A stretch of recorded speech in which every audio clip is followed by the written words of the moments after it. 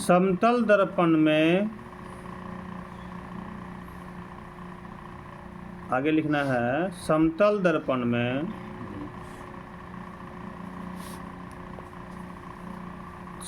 दर्पण में बने प्रतिबिंब की मुख्य विशेषताएं।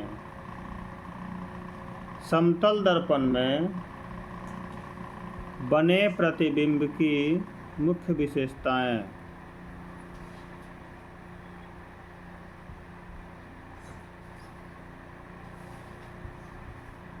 डैश नंबर 1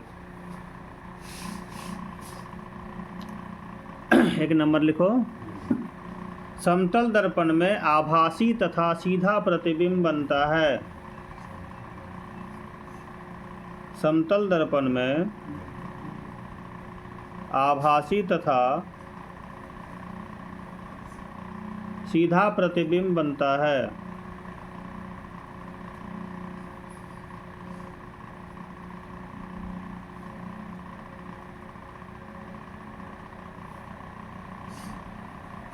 दो नंबर, प्रतिबिंब को पर्दे पर नहीं उतारा जा सकता है। प्रतिबिंब को पर्दे पर नहीं उतारा जा सकता है। प्रतिबिंब को पर्दे पर नहीं उतारा जा सकता है।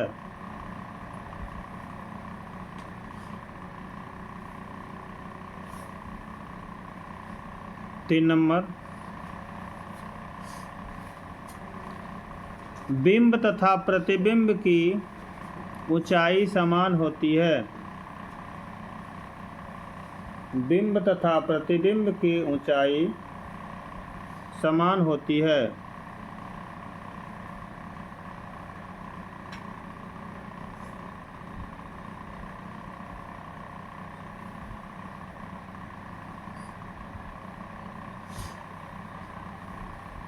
लिखा।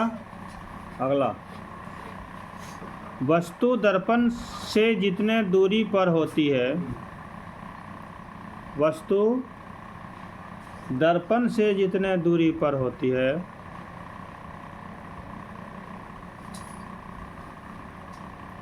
प्रतिबिंब उतना ही पीछे बनता है। प्रतिबिंब उतना ही पीछे बनता है।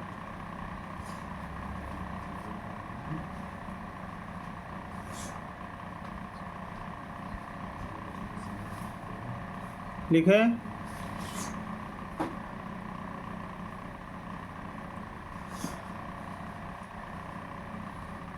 अगला,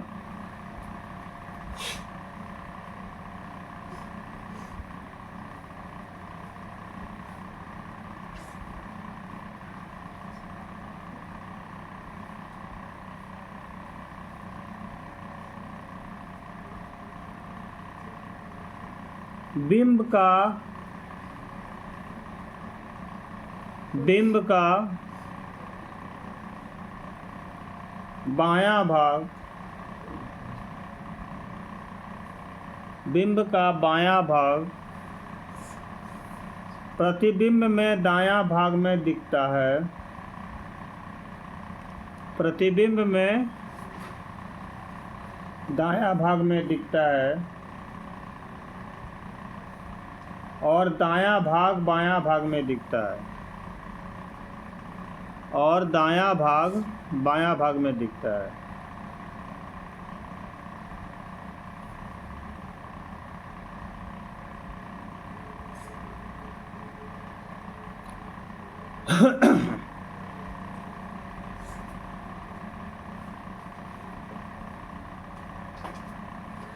ठीक है, लिखने हुआ। आप समझिए कि समतल दर्पण का प्रतिबिंब जो है किस प्रकार बनता है।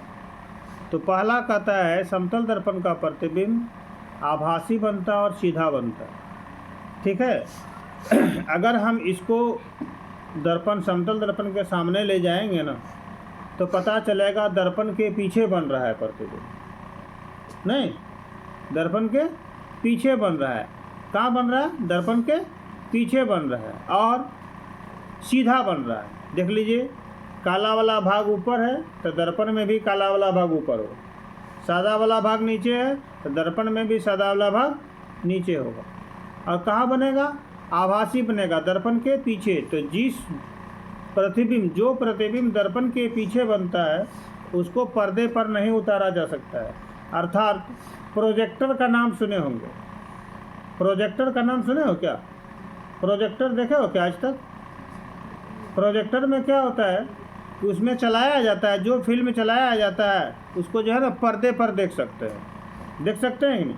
तो क्या होता है, उसमें लेंस होता है और जो फिल्म चलता है ना तो वहाँ पर कहाँ दिखता है? वो लेंस में दिखता है। कहाँ दिखता है? लेंस में दिखता है। माना कि सपोज दैट ये लेंस हुआ, यहाँ पर उसका फिगर दिखता है, ठीक है। और नीचे से जो फोक्सित मारता है,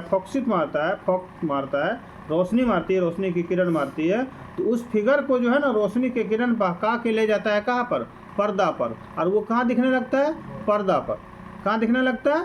पर्दा पर दिखने लगता है। लेकिन यदि दर्पण में है तो दर्पण के पीछे तो कलई की गई है, तो दर्पण के पीछे कलई की गई है तो उसमें फोक्सित कैसे किया जाएगा? नहीं किया जाएगा ना। तो इसका मतलब है कि उसको हम पर्दे पर नहीं उतार सकते हैं, उसको हम पर्दे पर नहीं उतार सकते हैं, ठीक है। तो ये हो गया क्या? इसको हम पर्दे पर नहीं उतार सकते हैं। दूसरी बात है, दूसरा विशेषता था क्या? इसकी आकार बराबर होती है। हाँ, जितने बड़े यहाँ देखते हैं आप दर्पण में भी उतने बड़े देखते होंगे, ठीक है। अनुमान लगता होगा कि नहीं उतने बड़ा है।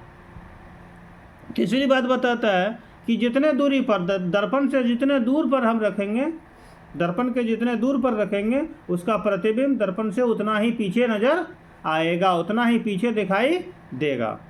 ये भी विशेषता है। तो अगला विशेषता है कि यह जो है ना लेफ्ट राइट चेंज होता है। एक ही इसका मतलब ये अवगुण है क्या? ये लेफ्ट राइट चेंजिंग होता है। लेफ्ट राइट चेंजिंग मतलब आप अगर खाना खा रहे हो दायां हाथ से तो लिखेगा, दिखाई देगा कौन हाथ से? बायां हाथ से। लिख रहे हो दायां हाथ से तो वहाँ दिखाई देगा बायां हाथ से। कान पकड़िएगा दायां तो वहाँ पकड़ेगा बायां। ये लेफ्ट राइट चेंज होता है। ये कौन चीज़ है? समतल दर्पण की विशेषताएं। क्लियर हो गए? समतल दर्पण की विशेषताएं क्लियर हो गए?